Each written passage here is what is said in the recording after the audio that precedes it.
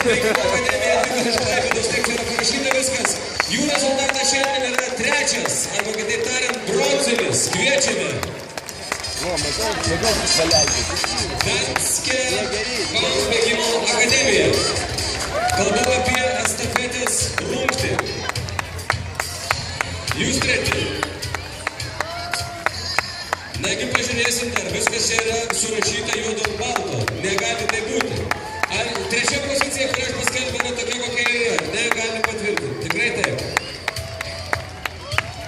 Beje, noriu paminėti tik tai, kad Lietuvos pašto estafetės apdovanojimus teiks Lietuvos pašto generalinė direktorė Lina Minderienė.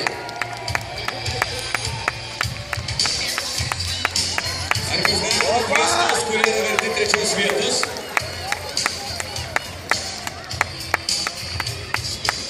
O pasiklausimėto. Ar manot, čia yra kažkoks iškilęs nekantas sprendimas, mes tuoj pat išsiaiškinsime, kas yra?